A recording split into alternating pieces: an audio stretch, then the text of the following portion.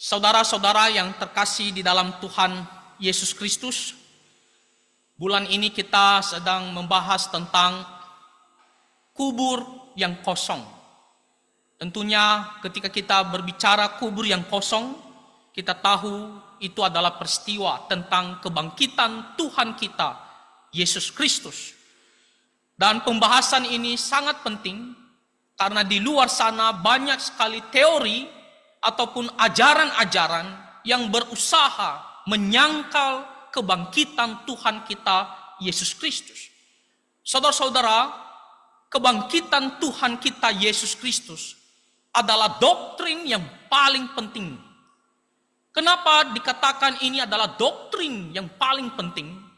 Karena kalau Kristus tidak bangkit, Rasul Paulus mengatakan kita adalah orang-orang yang malang. Iman kita sia-sia saja. Karena sama saja Tuhan Yesus tidak bangkit, dia dikalahkan oleh maut. Maka itu berarti kita tidak memiliki pengharapan di dalam Tuhan Yesus Kristus. Oleh karena itu, ajaran firman Tuhan tentang kebangkitan Tuhan Yesus Kristus benar-benar kita pegang, benar-benar kita imani, dan kita benar-benar sungguh-sungguh percaya apa kata kebenaran firman Tuhan. Banyak teori di luar sana, kita mendengar ada yang mengatakan mayat Tuhan Yesus dicuri. Ada juga yang mengatakan para murid hanya berhalusinasi. Nah, kita sudah mendengar penjelasan ini di minggu-minggu sebelumnya. Dan pada hari ini kita akan melihat satu teori yang mengajarkan bahwa kebangkitan Tuhan Yesus hanyalah sebuah teori legenda. Hanyalah sebuah teori legenda. Nah, pertama-tama kita harus tahu apa maksudnya teori legenda. Nah, teori legenda artinya suatu cerita di dalam masyarakat yang berkembang. Dan cerita ini adalah cerita yang dilebih-lebihkan dan tidak benar-benar terjadi. Juga tidak diketahui secara pasti kapan hal itu terjadi. Jadi bisa dikatakan teori legenda ini adalah sebuah cerita yang tidak benar-benar terjadi. Bahkan ada yang mengatakan bahwa teori legenda ini itu sama dengan teori dongeng. Dongeng, cerita yang dikarang-karang atau yang dilebih-lebihkan. Bukan yang benar-benar terjadi. Nah, itulah maksudnya teori legenda. Mengenai kebangkitan Tuhan Yesus, mereka juga mengatakan ini adalah teori legenda. Mereka mengatakan peristiwa kebangkitan Tuhan Yesus adalah suatu cerita yang berkembang di kalangan kekristenan, yang ditambah-tambahkan atau dilebih-lebihkan seiring waktu. Jadi mereka menuduh orang-orang Kristen yang pergi mengarang cerita ini, yang pergi melebih-lebihkan cerita bahwa Tuhan Yesus telah bangkit, kuburnya kosong, itu berarti dia telah bangkit. Itulah yang dikatakan oleh orang-orang yang menyangkal kebangkitan Tuhan Yesus, khususnya mereka yang percaya ini adalah teori legenda. Nah, kalau kita melihat ada beberapa tokoh yang mengatakan demikian. Jadi ini bukan hanya isu yang tidak jelas, tetapi benar-benar ada yang mengatakan demikian, yang menuduh bahwa kebangkitan Tuhan Yesus ini hanyalah teori legenda. Salah satunya adalah bernama Bruno Bauer. Ini hidup sekitar tahun 1809 sampai 1882, abad ke-19. Dan apa yang dikatakan oleh Bruno ini? Nah, dia adalah seorang filsuf ya, dari Jerman. Dan dia ini mengandalkan akal pikiran. Dia mengandalkan sesuatu yang harus masuk akal. Kalau tidak masuk akal, maka bagi Bruno ini adalah cerita yang palsu atau yang dikarang-karang. Apa yang dikatakannya tentang kebangkitan Tuhan Yesus? Dia mengatakan kebangkitan Yesus adalah legenda yang diciptakan oleh komunitas Kristen mula-mula untuk memberikan otoritas pada ajaran mereka. Nah, kita bisa melihat nanti dalam bukunya Christ, The Origin of Christianity. Itu adalah sumber perkataan, di situ tertulis bagaimana Bruno ini dia mengatakan ini hanyalah legenda, cerita yang dikarang-karang, yang dilebih-lebihkan oleh siapa? Dikatakan oleh komunitas Kristen mula-mula. Jadi orang-orang yang ikut Tuhan Yesus pada mulanya, mereka ini bersepakat mengarang sebuah cerita, melebih-lebihkan cerita tentang Tuhan Yesus, yang dimana dia tidak benar-benar bangkit, namun mereka tambah-tambahkan untuk apa? Mereka mengatakan, khususnya Bruno mengatakan di sini, untuk memberikan otoritas pada ajaran mereka. Maksudnya adalah supaya kelihatan ajaran mereka itu benar-benar adalah sesuatu yang memiliki otoritas, yang harus dipatuhi, yang harus didengar. Maka mereka menambahkan cerita bahwa Tuhan Yesus telah bangkit. Kalau Tuhan Yesus tidak bangkit, maka ajaran mereka tidak ada kuasanya. Karena Tuhan Yesus mati juga. Sama seperti kita. Tak ada hal yang spesial, yang unggul, yang membuat kita mau datang, yang membuat kita harus patuh, mau percaya kepada Tuhan Yesus. Makanya si Bruno mengatakan di sini, tujuan mengarang cerita ini atau legenda ini, yaitu kebangkitan Tuhan Yesus, supaya ajaran mereka punya otoritas, punya kuasa, sehingga orang-orang yang mendengar bisa patuh. Ini adalah perkataan daripada Bruno sendiri yang hidup pada abad ke-19 dari Jerman. Ada lagi yang namanya David Friedrich Strauss. Ini juga hidup di abad ke-19. Dan ini adalah seorang liberal. Dia adalah seorang teolog Jerman. Dia mengatakan apa tentang kebangkitan Tuhan Yesus? Kebangkitan Yesus bukanlah sebuah peristiwa sejarah, melainkan sebuah ide mitos yang dibentuk oleh komunitas Kristen mula-mula sebagai ungkapan iman mereka kepada Kristus yang hidup. Nah, ini tertulis dalam bukunya The Life of Jesus. Dia berani mengatakan, padahal dia adalah seorang teolog.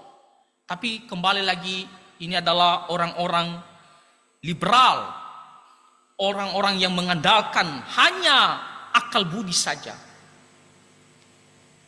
Dia berani mengatakan bahwa peristiwa kebangkitan Tuhan Yesus bukanlah sejarah.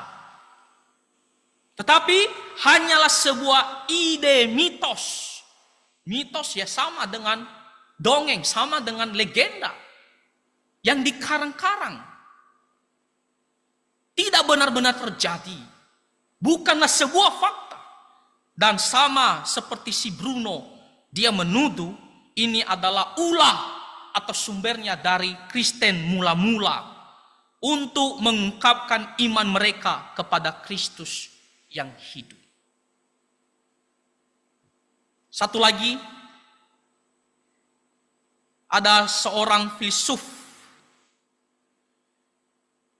namanya Voltaire. Ini hidup pada abad ke-17 dan juga awal abad ke-18. Di sini dikatakan oleh Voltaire, kebangkitan Yesus adalah sebuah kisah yang diciptakan oleh para rasul untuk menipu dunia.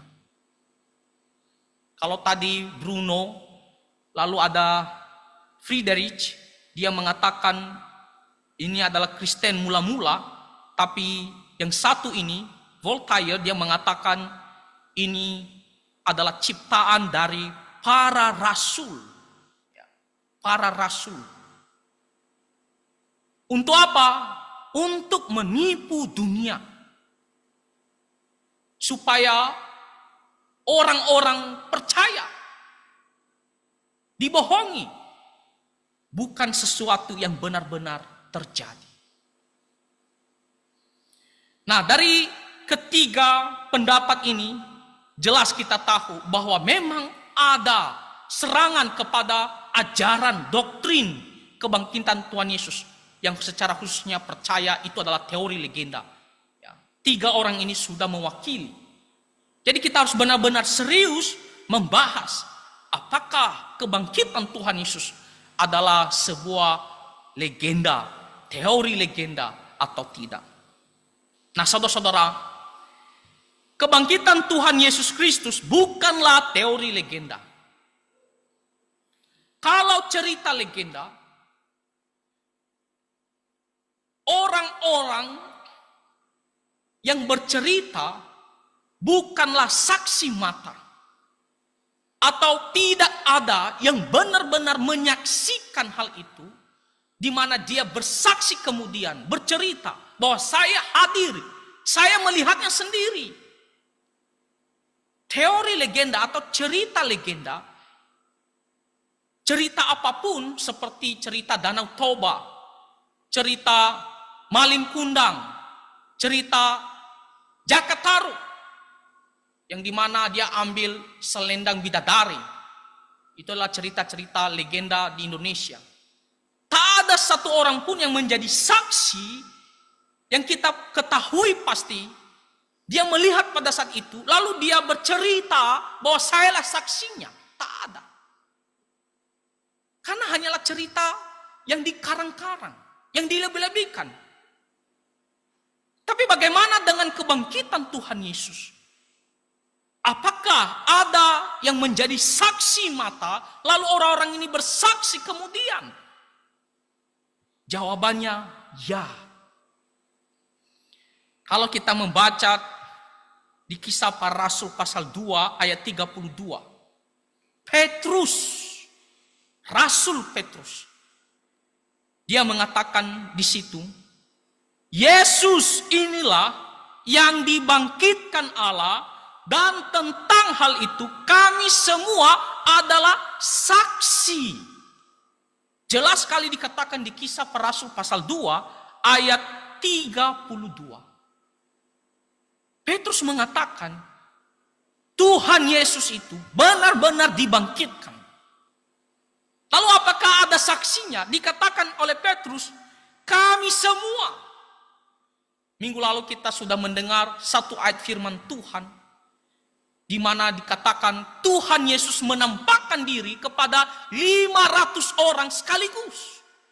Itu bukan jumlah yang sedikit. Gereja kita aja 350 itu sudah penuh sekali, ramai sekali.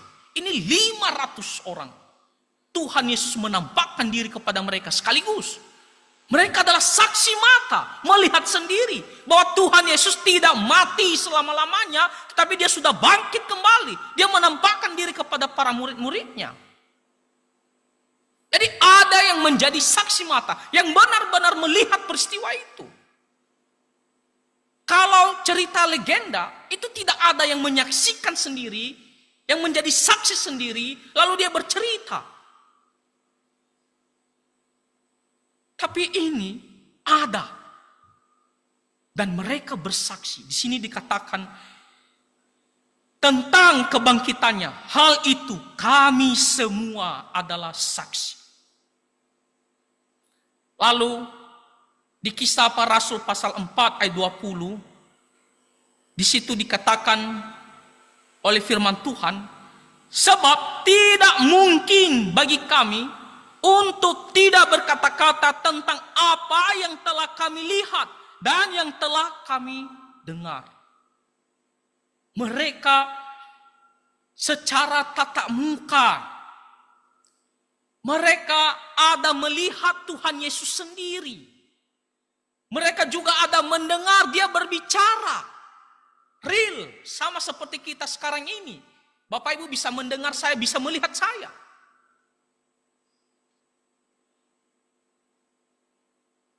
Oleh karena itu, di sini dikatakan tidak mungkin kami untuk tidak bersaksi tentang Tuhan Yesus ini. Bahwa dia adalah Mesias itu yang telah datang ke dalam dunia, mati dan dibangkitkan kembali dan telah terangkat ke surga. Jadi jelas sekali ada orang-orang yang menjadi saksi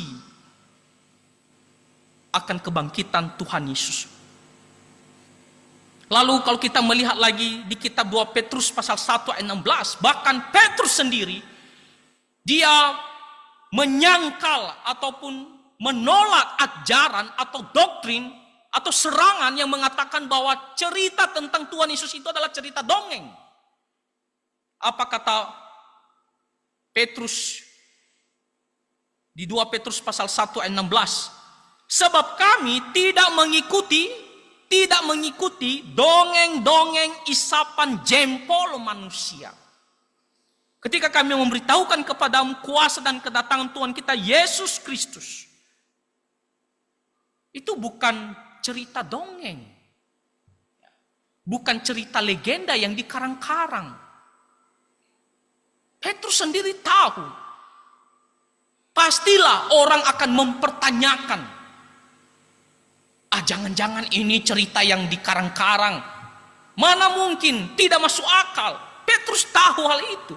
Dan pada mulanya juga para murid tidak percaya, tidak memikirkan bahwa Tuhan Yesus benar-benar akan bangkit kembali. Makanya Petrus jelas sekali dia langsung memberitahu bahwa tentang Tuhan Yesus ini dan juga kebangkitannya bukanlah cerita dongeng, isapan jempol manusia. Dari sini kita bisa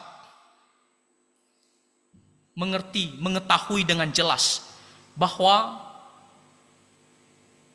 doktrin kebangkitan Tuhan Yesus, bahwa Tuhan Yesus tidak mati selama-lamanya, pada hari yang ketiga dia bangkit kembali, itu adalah satu cerita fakta peristiwa, bukan teori legenda.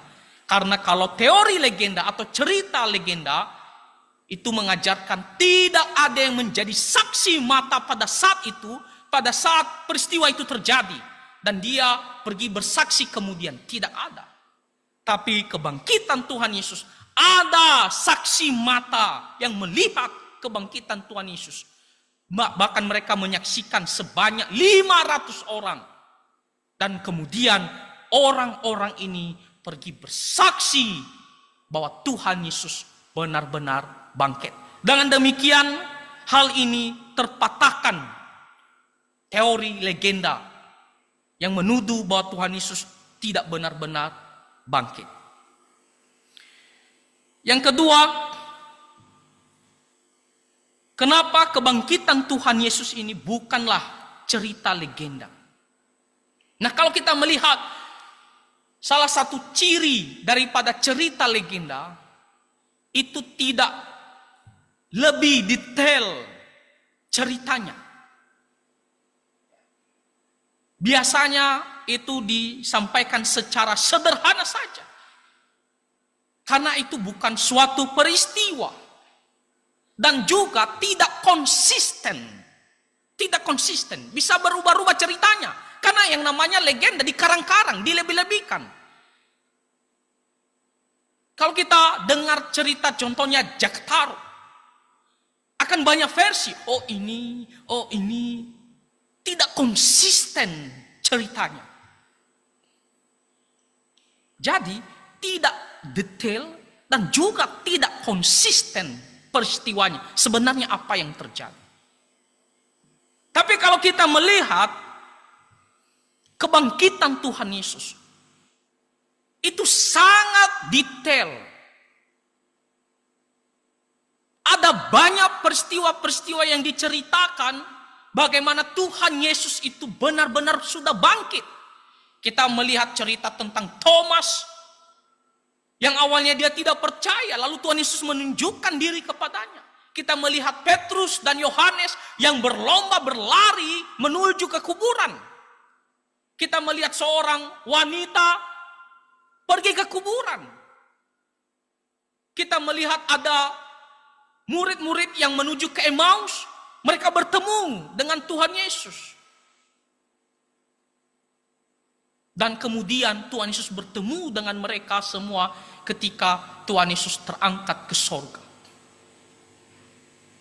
Sangat detail.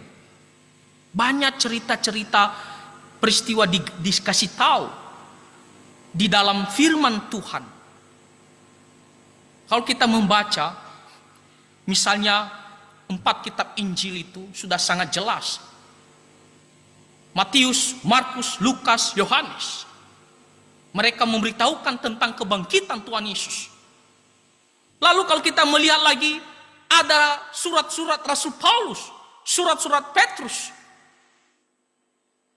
Rasul Paulus di kitab Tesalonika, di kitab Galatia, Petrus juga. Bahkan kalau kita melihat kitab Injil secara khusus adalah Lukas. Apa kata Lukas? Di kitab Injil Lukas pasal 1 ayat 3. Di situ dia katakan, karena itu setelah aku menyelidiki segala peristiwa itu dengan apa? Seksama. Ngomong-ngomong, Lukas adalah seorang tabib, seorang dokter. Seorang dokter tidak boleh sembarangan. Harus pasti-pasti. Kalau dia sembarangan, itu membahayakan nyawa seseorang. Tidak boleh hanya perkirakan, yang penting, ya menurut saya kesimpulan sekitar beginilah. Harus orang-orang yang benar-benar teliti. Kalau ada dokter yang kita temui, sembarangan saja, tidak teliti, kita ragu. Lukas, dia mengatakan di sini, segala peristiwa itu saya selidiki dengan seksama dari asal mulanya. Dan dia menulis kitab Injil Lukas dan juga kisah para rasul. Dengan seksama, artinya apa? Dengan hati-hati dan dengan teliti. Itu berarti ini bukan satu cerita legenda. Karena kalau cerita legenda, kita tidak bisa menemukan kebenaran peristiwanya. Asal usul ceritanya pun kita tidak tahu. Kapan mulai, kita tidak tahu. Makanya dalam cerita legenda orang mengatakan mulai dengan konon di masa lalu. Konon di masa lalu. Tidak jelas kapan, tahun berapa. Di sini Lukas mengatakan dengan seksama aku menyelidiki. Dan dia akhirnya mengambil keputusan untuk membukukannya dengan teratur. Dan itulah yang kita baca di kitab Injil Lukas. Dan juga kitab kisah para rasul. Dan kalau kita melihat kitab-kitab ini, semuanya konsisten ceritanya. Bahwa Tuhan Yesus itu benar-benar bangkit kembali. Bahwa Tuhan Yesus, dia menampakkan diri kepada para muridnya. Jelas. Tidak ada yang satunya bercerita, tapi sebenarnya samar-samar tidak jelas. Semuanya konsisten. Intinya sama. Bahwa Tuhan Yesus telah bangkit kembali. Jadi Ini adalah peristiwa karena jelas detail kapan hal itu terjadi, di mana, dan bagaimana ceritanya, peristiwa-peristiwanya. Kita tahu tentang kebangkitan Tuhan Yesus, banyak sekali ceritanya yang diceritakan di kitab Injil. Dan juga kitab-kitab ini konsisten dalam hal memberitahu Tuhan Yesus benar-benar bangkit. Bahkan tidak hanya di perjanjian baru, sebenarnya kebangkitan Tuhan Yesus ini juga sudah dinubuatkan di perjanjian lama. Makanya itulah firman Tuhan yang kita bacakan tadi di kitab Injil Lukas pasal 24, ayat yang ke-44 sampai 46. Tuhan Yesus berkata, Ia berkata kepada mereka, inilah perkataanku yang telah kukatakan kepadamu ketika aku masih bersama-sama dengan kamu. Yakni bahwa harus digenapi semua yang ada tertulis tentang aku dalam kitab Taurat Musa dan kitab Nabi-Nabi dan kitab Mazmur. Lalu ia membuka pikiran mereka sehingga mereka mengerti kitab suci. Katanya kepada mereka, ada tertulis demikian, Mesias harus menderita dan bangkit dari antara orang mati pada hari yang ketiga. Hal ini pun sudah dinubuatkan di perjanjian lama. Ya, misalnya sangat jelas, salah satunya kita membaca kitab Ayub pasal 19 ayat 25. Ayub mengatakan, aku tahu juru selamatku akan bangkit daripada debu. Ini adalah nubuatan tentang kebangkitan Mesias. Mazmur pasal 22 itu bercerita tentang kematian Tuhan Yesus. Yesaya pasal 53 di situ diberitahukan seorang hamba yang menderita karena dia merendahkan diri datang ke dalam dunia, yaitu Tuhan Yesus, dan dia menderita untuk menebus dosa-dosa kita.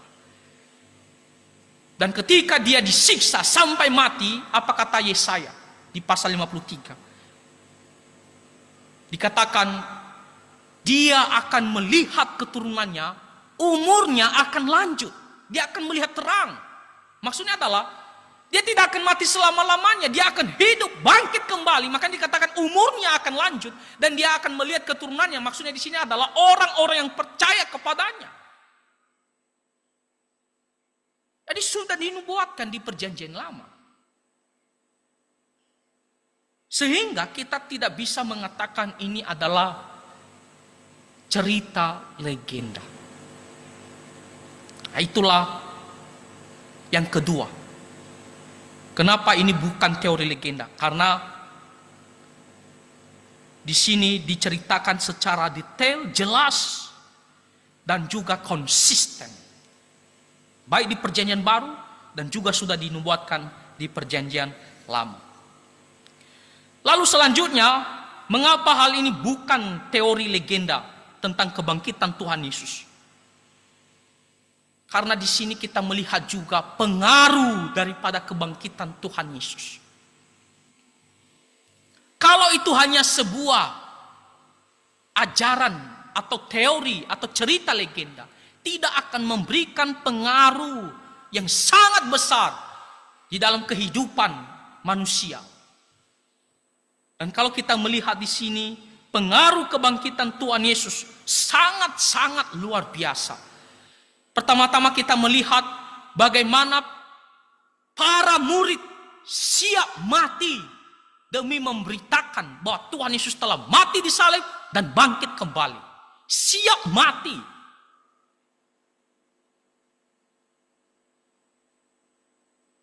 Contohnya Rasul Yakobus. Kalau kita membaca di Kisah Para Rasul pasal 12 ayat pertama sampai ayat yang kedua, di situ diberitahukan Herodes membunuh Yakobus dengan pedang karena memberitakan tentang Tuhan Yesus yang telah mati dan bangkit kembali. Kalau ini hanyalah sebuah cerita legenda, benar-benar tidak terjadi, ini hanya dikarang-karang oleh para murid, termasuk Yakobus. Apakah Yakobus dia mau mati untuk cerita yang palsu? Itu adalah hal yang konyol. Tidak mungkin dia mau mati untuk sesuatu cerita yang dikarangnya sendiri. Dia dibunuh oleh Herodes dengan pedang. para murid yang lainnya. Petrus, menurut tradisi gereja, dia dibunuh oleh Kaisar Nero dengan cara apa? Disalibkan terbalik. Menurut cerita, sebenarnya dia mau disalibkan seperti Tuhan Yesus. Tapi dia mengatakan, saya tidak layak sama seperti Tuhanku. Maka saya disalib dengan terbalik. Paulus dipenjara. Lalu menurut tradisi gereja juga dieksekusi, dibunuh oleh Kaisar Nero. Thomas, menurut tradisi juga sejarah gereja, bahwa dia dibunuh di India dengan tombak. Karena memberitakan Injil, memberitakan Tuhan Yesus telah mati dan bangkit kembali. Dan para murid yang lainnya, khususnya para rasul, mereka mati secara martir, kecuali Rasul Yohanes saja. Itu pun sempat dia disiksa. Kalau ini hanyalah cerita legenda, bagaimana hal itu bisa sedemikian rupa mempengaruhi mereka, membuat mereka siap untuk mati, mempertaruhkan nyawa mereka untuk sesuatu yang cerita palsu, yang dikarang mereka sendiri. Itu tidak mungkin. Tapi kalau hal itu benar-benar terjadi, maka mereka siap mati demi Kristus. Karena Kristus pun mati demi mereka. Karena itu adalah benar terjadi dan dia telah bangkit kembali. Sehingga memberikan mereka pengharapan. Kalau saya pun mati di dalam Kristus, apa kata Paulus, adalah keuntungan bagiku. Karena saya tidak akan menuju pada kebinasaan. Karena Tuhan Yesus telah bangkit kembali. Jadi pengaruh kebangkitan Tuhan Yesus itu, kita bisa mengetahui bahwa ini adalah bukanlah sebuah cerita legenda tentang kebangkitan Tuhan Yesus. Karena mereka siap mati ya, atas kebenaran bahwa Tuhan Yesus telah bangkit kembali. Bahkan para murid yang lainnya, kita bisa melihat di kitab atau surat-surat Rasul Paulus atau Petrus, khususnya Petrus, diberitahukan bahwa orang-orang Kristen yang tersebar di mana-mana, dan Rasul Petrus bercerita di situ intinya adalah penderitaan, siap menderita demi Kristus. Orang Kristen pada mulanya mereka itu menderita. Kalau kita sekarang gampang sekali. Bapak Ibu, sebenarnya ketika dikatakan saya percaya kepada Tuhan Yesus, kalau dikatakan kalau kamu percaya Tuhan Yesus, kamu diselamatkan. Ada yang mengatakan di sana, kok gampang sekali diselamatkannya hanya dengan percaya Tuhan Yesus. Saudara-saudara, beda.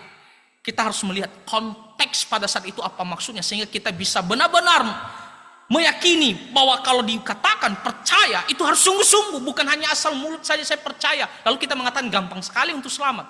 Saudara-saudara, di zaman dulu, khususnya para rasul, kamu mengatakan saya percaya Tuhan Yesus, apa akibatnya? Siap mati. Setidaknya kamu akan menderita.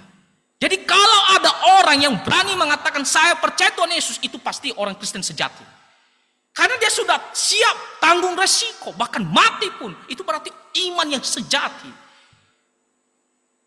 Jadi kita tidak boleh gampang-gampang saja, saya percaya hanya di mulut saja. Benar-benar di hati kita. Dan mereka ini semua siap mati demi Kristus. Karena memang Tuhan Yesus telah mati, bangkit kembali. Jadi hal ini benar-benar mematahkan cerita yang namanya legenda. Yang tidak memberikan pengaruh. Bahkan tidak akan membuat orang sampai mati. Ya,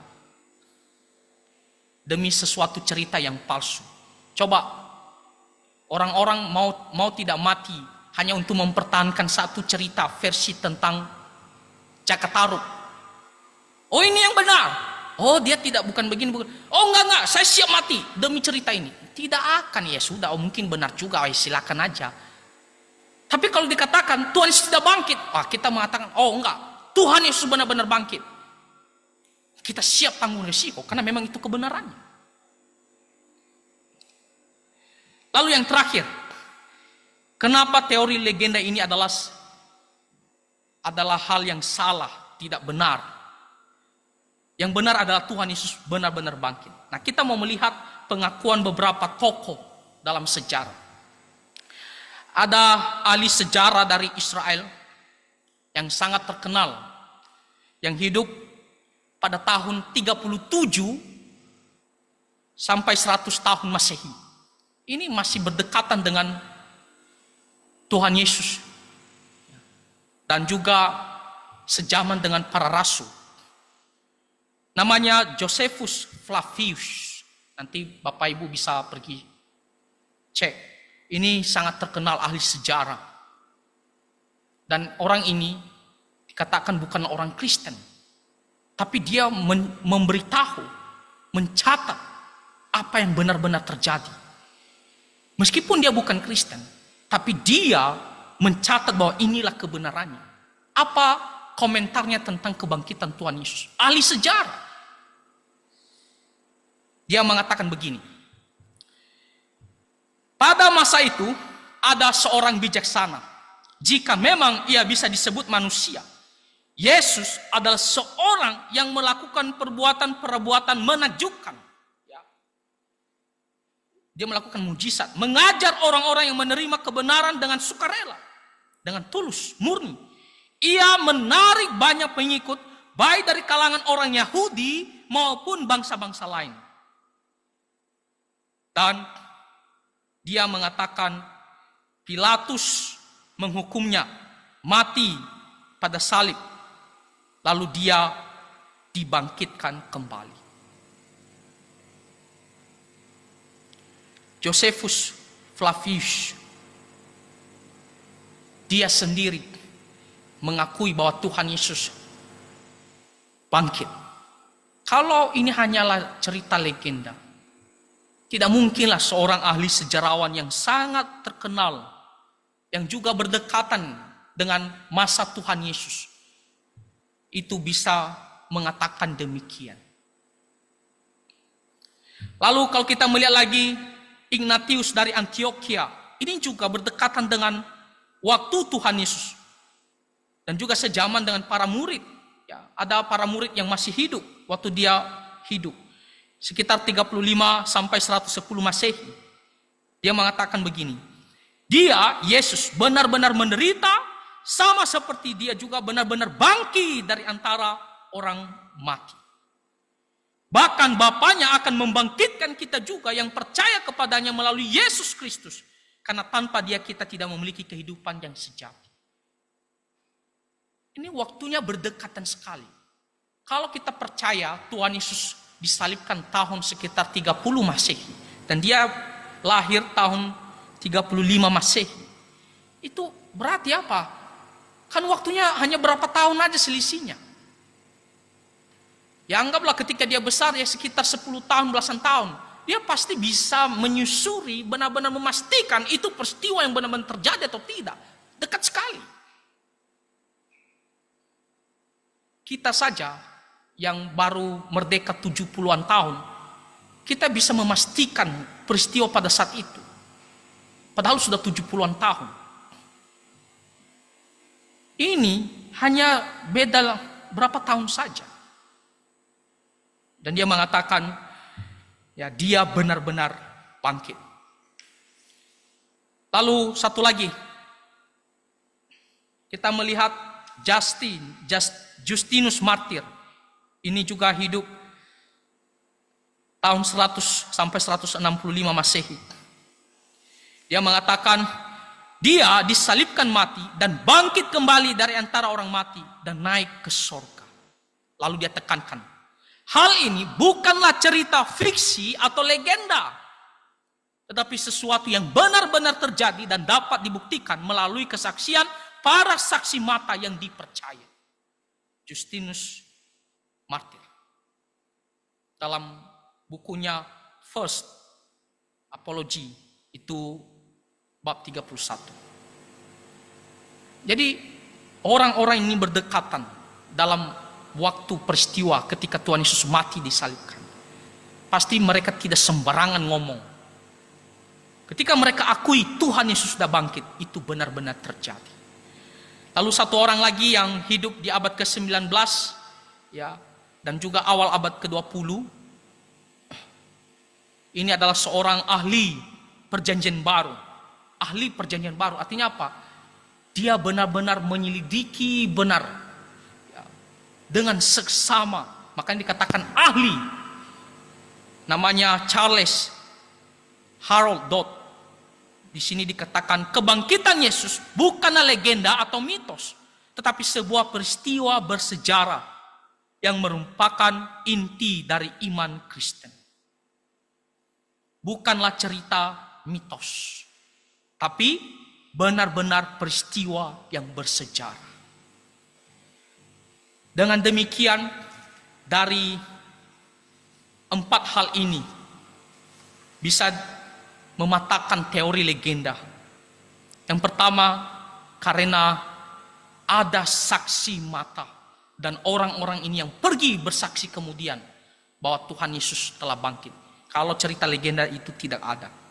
Yang kedua, ceritanya detail, jelas. Kapan dan di mana peristiwanya.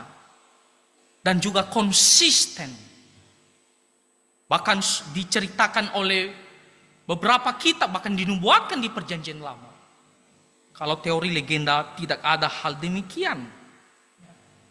Tidak jelas. Lalu selanjutnya kita melihat pengaruh kebangkitan Tuhan Yesus. Kalau hal itu hanya cerita legenda, tidak mau orang mati demi cerita yang palsu, yang dikarang-karang sendiri lagi.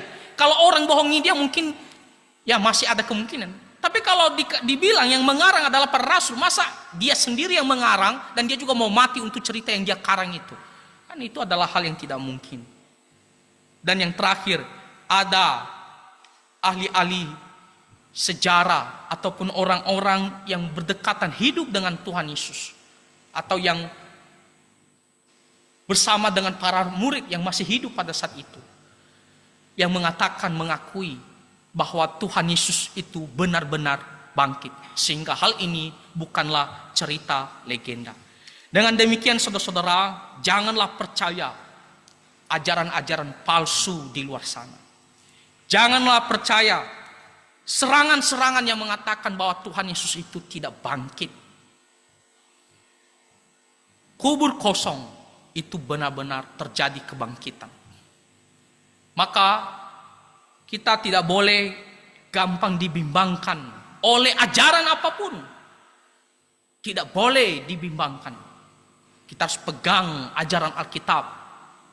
Ajaran Alkitab, ya dan pasti. Amin. Itulah kebenarannya. Kita tidak boleh bimbang.